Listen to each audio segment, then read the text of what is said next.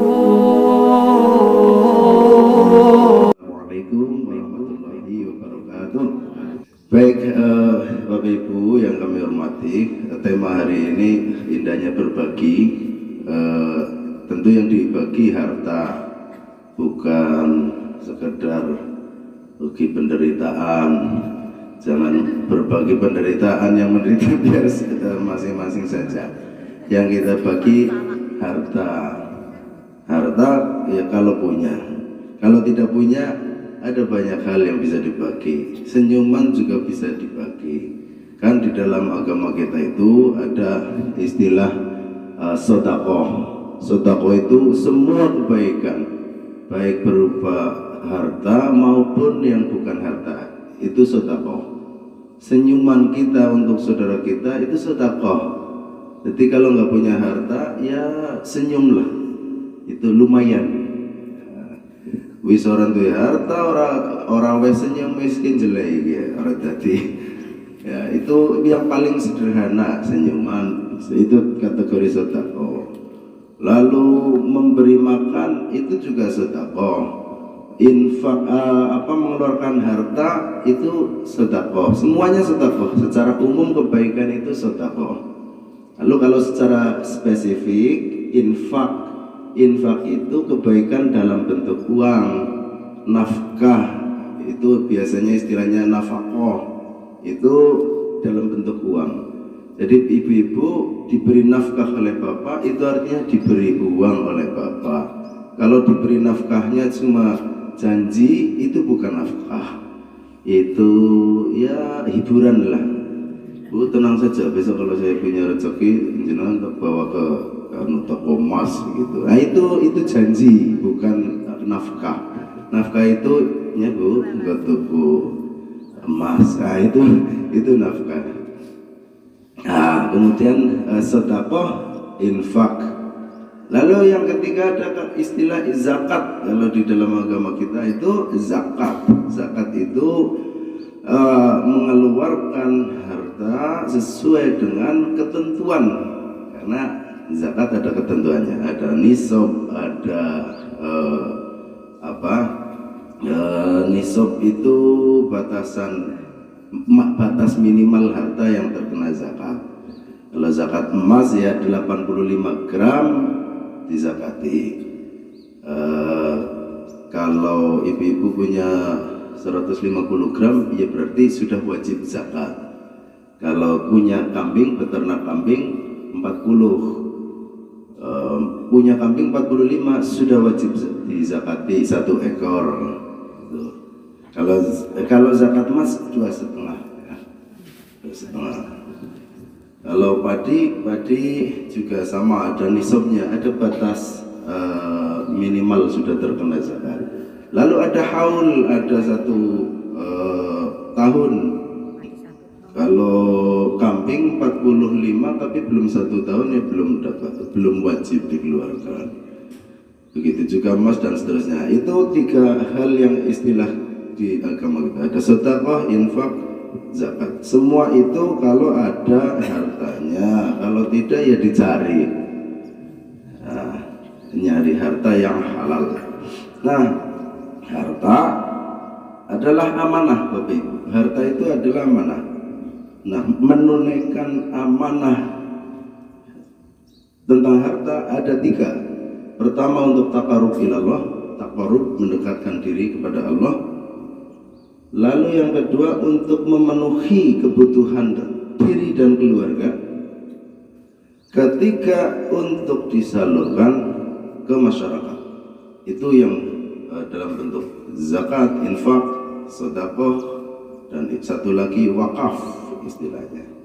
Jadi kalau kita punya harta untuk bertaqarrub ilallah, artinya untuk mendekatkan diri, untuk diinfakkan, disedekahkan, diwakafkan, itu semua untuk taqarrub, untuk mendekatkan diri kepada Allah. Jadi kalau kita menginfakkan harta, itu artinya kita lebih dekat kepada Allah dan Allah akan mendekati kita.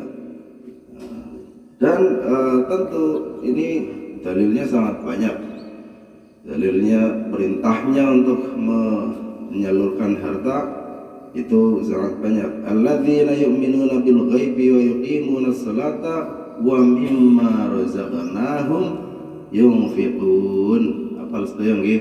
Ali Imran ayat 2. Alladzina yu'minuna bil ghaibi wa yuqimunas salata wa mimma razaqnahum yunfiqun. Yaitu orang-orang yang beriman kepada yang gaib, melaksanakan sholat dan menginfakkan sebagian rezekinya yang kami berikan kepada mereka. Jadi itu ciri orang beriman. Ciri orang beriman itu selain beriman kepada yang gaib, mendirikan sholat, kemudian wa mimma razaqnahum yunfiqun, memberi, menginfakkan. Ini istilahnya karena uang. Jadinya Allah menggunakan istilah infak, menginfakkan sebagian rezeki yang kami anugerahkan kepada mereka. Ini mohon menjadi perhatian Bapak Ibu, rezeki yang kami berikan kepada mereka.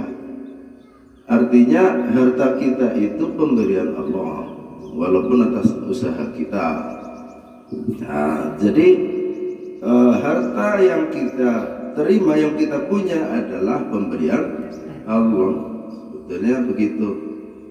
Kenapa? Ya karena ujungnya walaupun kita kerja keras, gak jaminan juga dapat harta. Bapak Ibu yang profesinya misalnya mencari batu gitu kan, itu kerja keras Bu.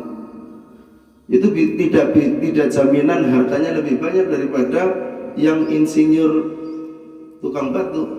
Jadi tukang batu lebih kerja keras daripada yang insinyur hanya ngitung saja, itu nggak terlalu bekerja keras, tapi biasanya rezekinya lebih subur ya kan. Tukang bangunan dengan insinyurnya biasanya uang yang diterima lebih banyak yang hanya duduk nulis menghitung gitu. Jadi tidak jaminan pekerja keras selalu linear dengan rezeki. Kalau setiap orang yang bekerja keras pasti rezekinya banyak, itu harusnya ya tukang batu, petani, itu yang paling banyak rezekinya. Kenapa demikian? Ya karena ujungnya Allah yang menentukan. Maka dari itu harta yang kita miliki itu sebetulnya miliknya Allah yang diberikan kepada kita lantaran ikhtiar kita. Nah maka ini adalah boleh, ini bagian dari menunaikan amanah, menunaikan harta untuk amanah. Yang kedua, untuk memenuhi kebutuhan diri sendiri, itu bagian dari memenuhi amanah. Ya, untuk keperluan anak, keperluan istri, ini Bapak Ibu, ibu-ibu, hartanya suami ada sendiri, hartanya ibu ada sendiri apa enggak? Anak duit lanang, duit wadon ya kita campur aduk lah ya.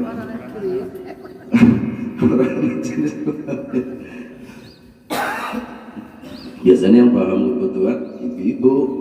Nah, kalau bapak-bapak pelit ya gitu, ibu boleh mencuri punya suami untuk memenuhi kebutuhan keluarga. Itu bagian dari memenuhi kebutuhan, sepanjang untuk membeli sayur, beras, obat misalnya dan seterusnya. Tapi kalau yang untuk foya-foya, apalagi ikut judi online, bersobuk, itu merusak banget itu. Cuma untuk foya-foya, jalan-jalan sendiri, mangan enak, anaknya orang dijak, bojone orang diwengerti, begitu. Nah, ini tidak memenuhi amanah. Nah, memenuhi amanah adalah untuk kebutuhan yang untuk dirinya maupun keluarganya. Jadi Bapak Ibu yang mengeluarkan harta untuk memenuhi kebutuhan, jangan pelit-pelit, karena itu bagian dari menunaikan amanah.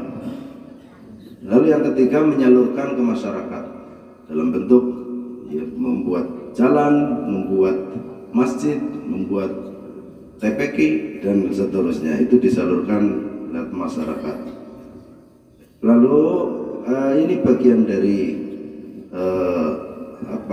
ujian hidup. Yang kedua, harta itu menjadi ujian hidup. Kalau yang pertama adalah harta, kita menunaikan amanah. Lalu yang kedua, kadang harta menjadi ujian hidup. Allah mengabadikan dalam surat Al-Baqarah ayat 155, wala nabluwannakum bisyai'in minal khaufi wal ju'i wa naqsim minal amwali wal anfusi wath thamarat wa basyir sabirin. Dan kami pasti mengujimu dengan sedikit ketakutan, kelaparan, kekurangan harta, jiwa, dan buah-buahan. Sampaikanlah kabar gembira kepada orang-orang yang sabar. Jadi kalau kita diberi harta, punya harta Bapak Ibu, sugihlah gampangannya. Itu ujian.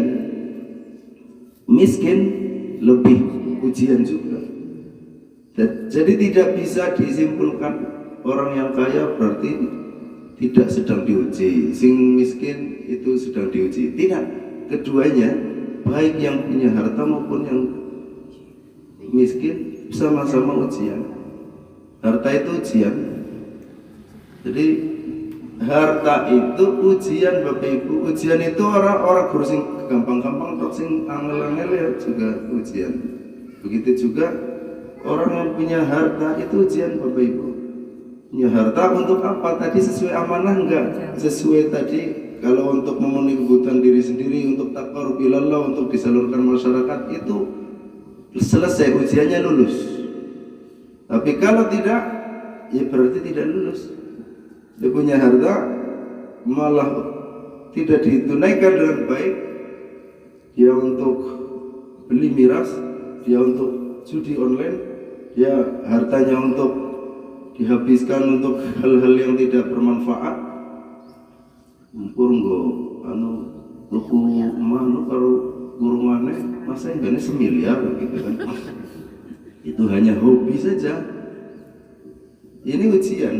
Sementara di sekitarnya banyak orang yang tidak bisa sekolah, tidak bisa makan, bahkan ini ujian. Jadi ujian ya, mungkin kalau kita berkesimpulan nek duwe harta ya ujian sing luwih kepenak gitu ya, sing enteng lah.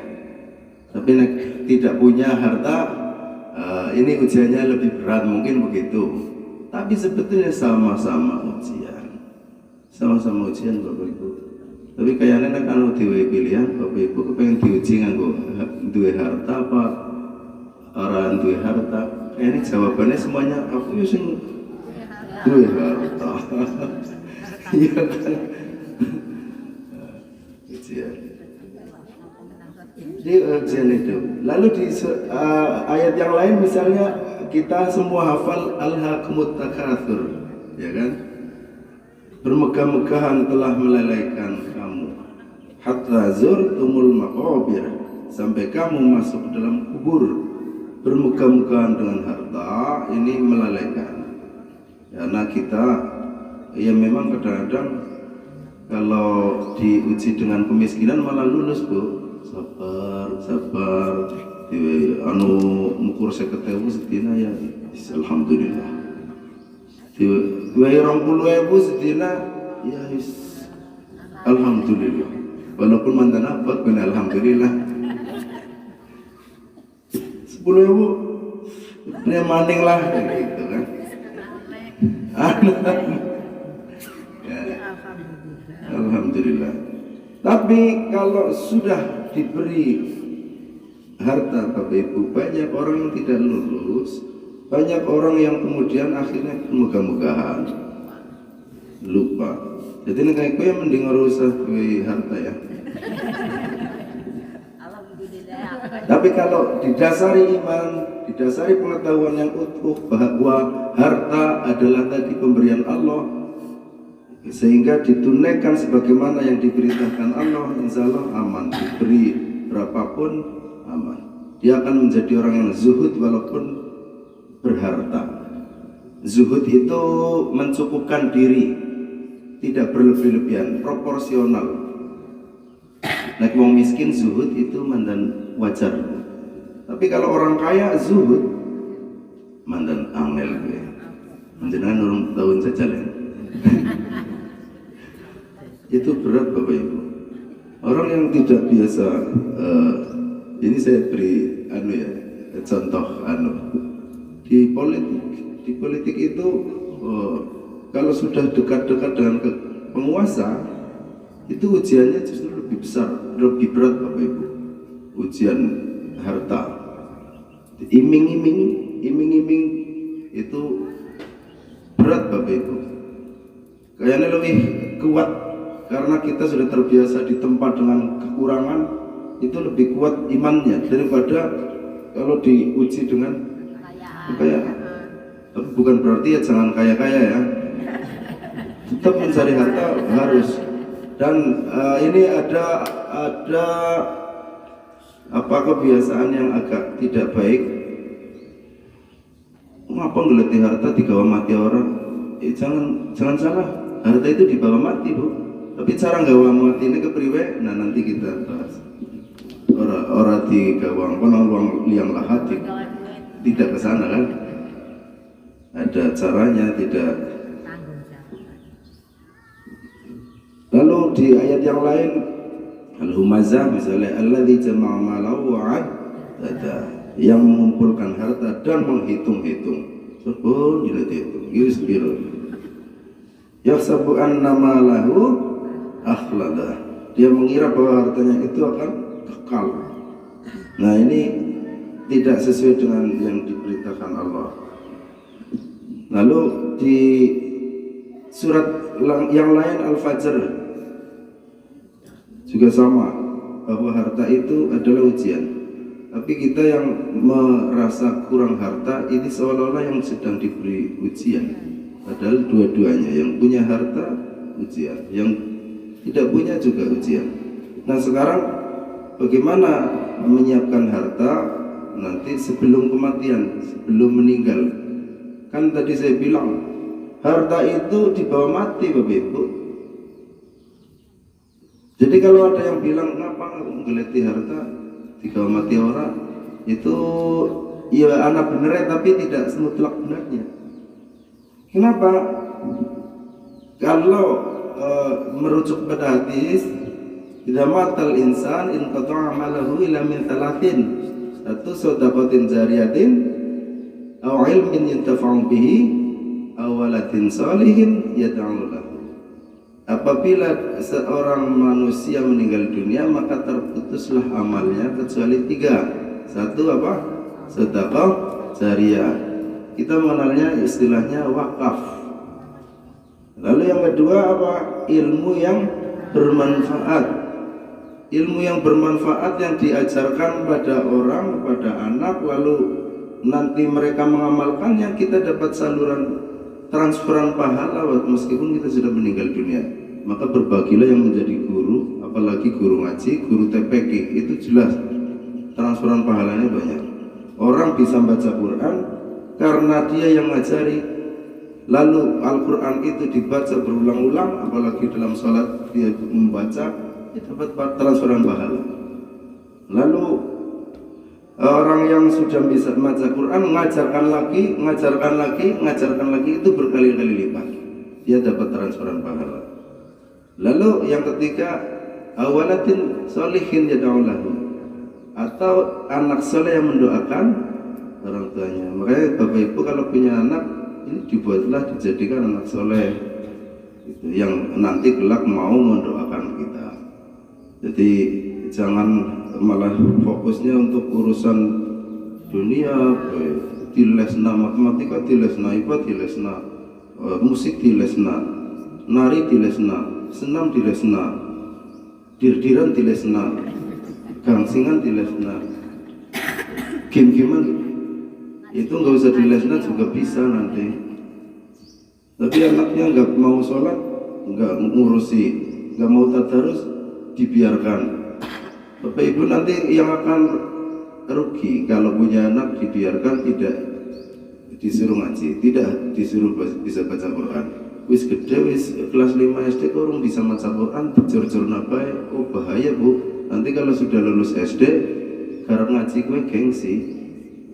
Jadi harus di usia SD harus selesai urusan agama. Nah, dibuatlah mereka kelak bisa mendoakan kita. Itu adalah aset investasi dunia akhirat.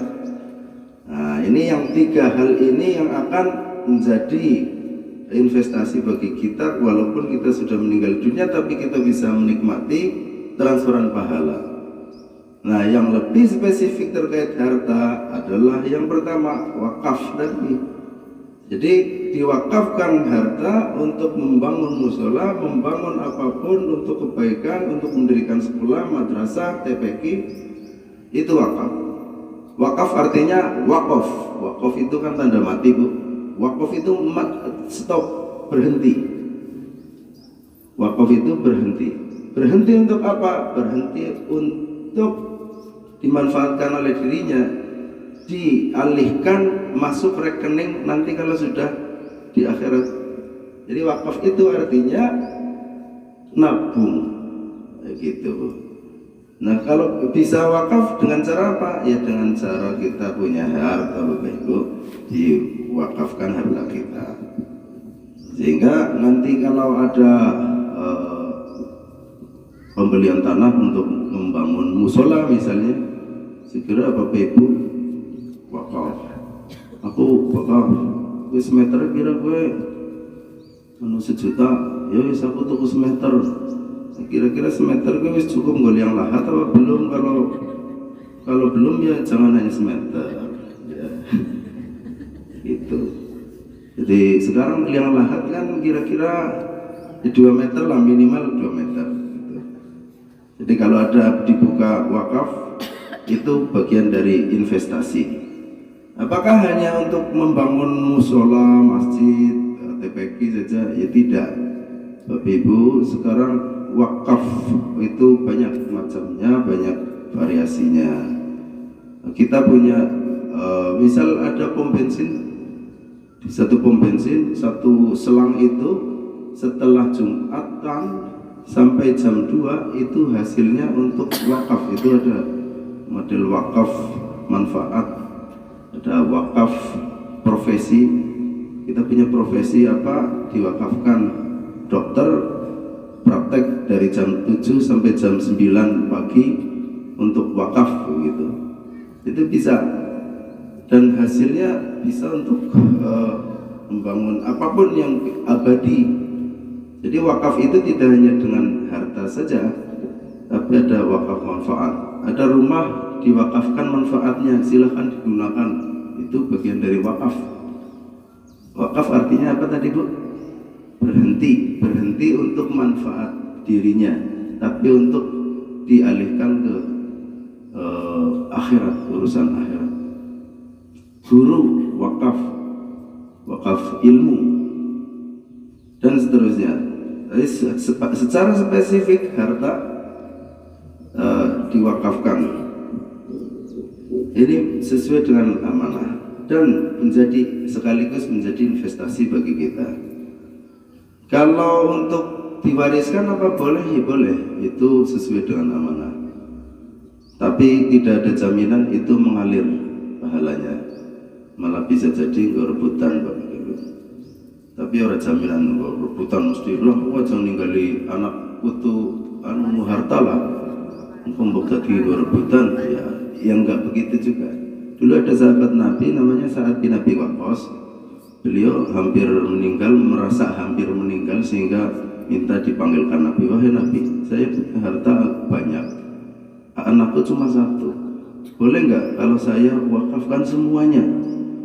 Jangan. Kalau separuhnya, setengahnya, jangan terlalu banyak. Lalu kalau saya wakafkan sepertiga, enggak apa-apa, cukup. Sepertiga yang diwakafkan, 2/3 untuk anakmu.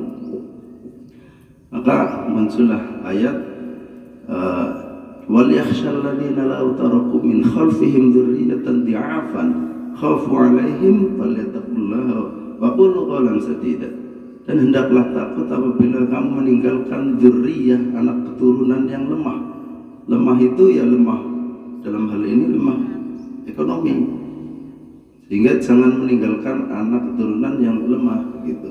Artinya boleh nggak meninggalkan harta untuk warisan? Boleh gitu. Untuk hibah itu kalau belum meninggal. Kalau waris itu setelah pemilik hartanya meninggal dunia. itu waris, sehingga berlaku hukum waris faraid. Tapi kalau kita menyerahkannya dibagi-bagi ketika masih hidup, itu namanya hibah.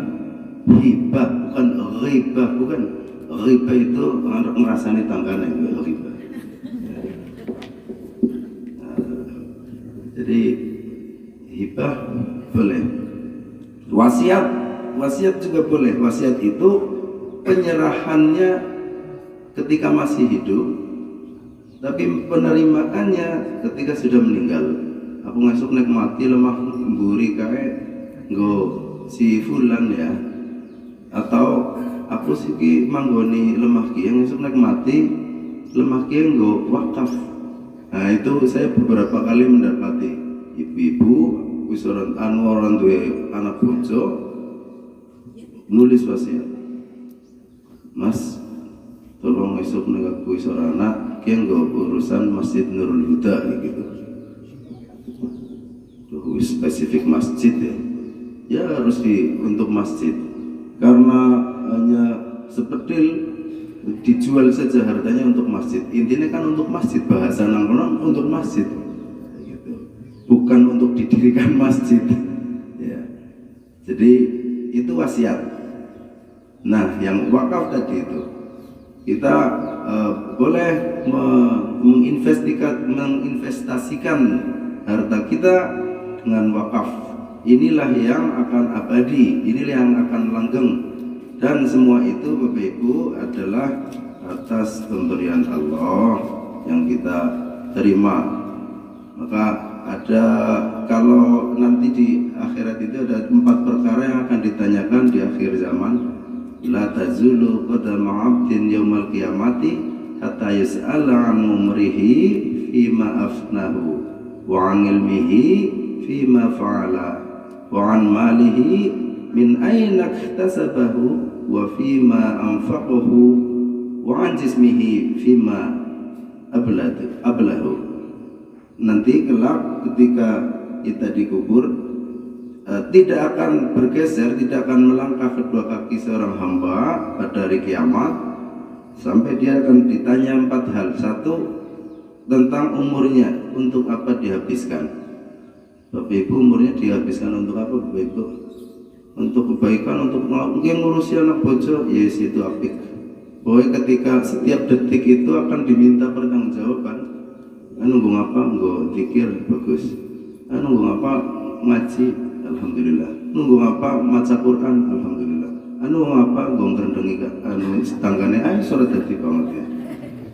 Wis ora dadi terus pahalane ditransfer maring sing dirasani. Engko nek wis entek pahalane, dosane sing dirasani ditransfer mung dhewe.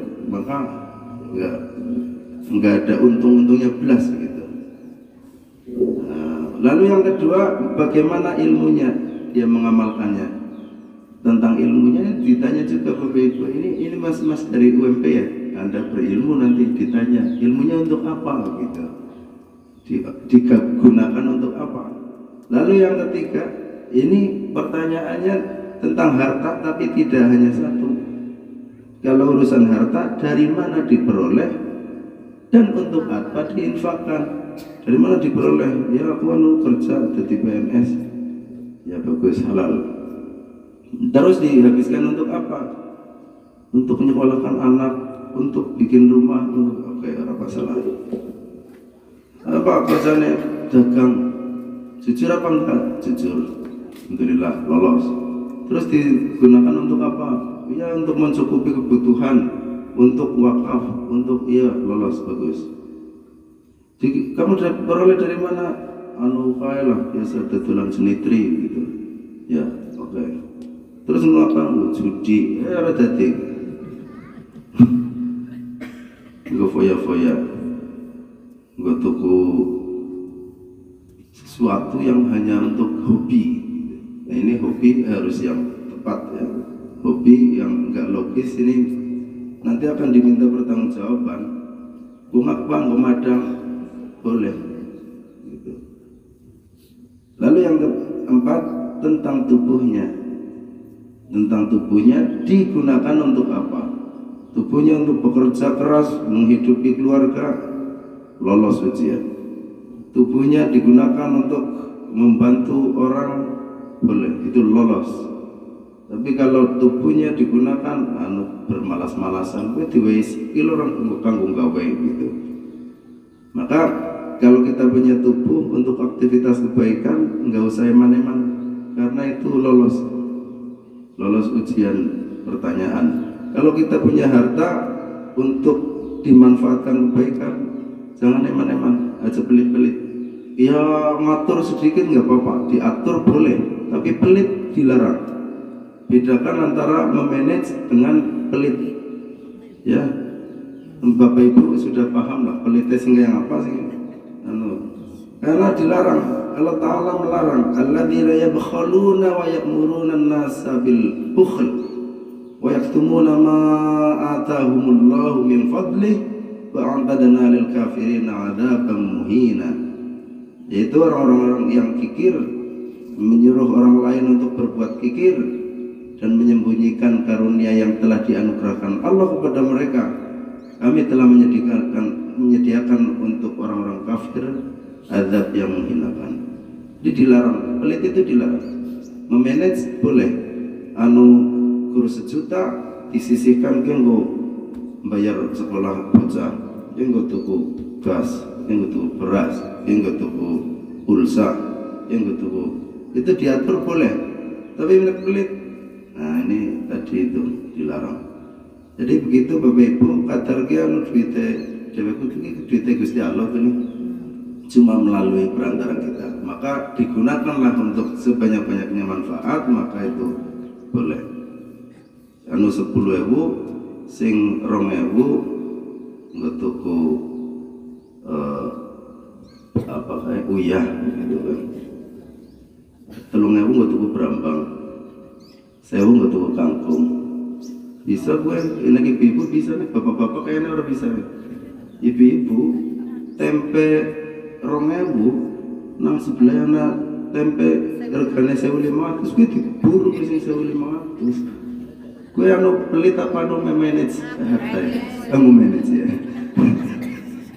Jadi senang ngandel baiklah gue bagian dari memanage harta ya. Jadi demikian Bapak Ibu, mohon maaf ini sudah melebihi batas waktu jam 7.21. Sementara seperti itulah ya besok. Mudah-mudahan saya tidak salah mengingat begitu. Saya harusnya sudah ada sekretaris pribadi apa ya kudune gitu. Masalahnya ngurusi akeh, yang ngurusi pondok, ngurusi SMA, ngurusi TK, lalu ngurusi pemuda Muhammadiyah, ngurusi panti. Aku ngurusi panti 12 panti Bapak Ibu. Jadi anak-anaknya ya sekitar 200-an. Itu iya, satu kabupaten. Saya ketua MPKS daerah, MPKS itu MPKB itu Majelis Pelayanan Kesejahteraan Sosial. Demikian Bapak Ibu, mohon maaf atas segala kekurangan. Nasrul minallah wa fathun qarib wa basyiril mu'minin. Wassalamualaikum warahmatullahi wabarakatuh.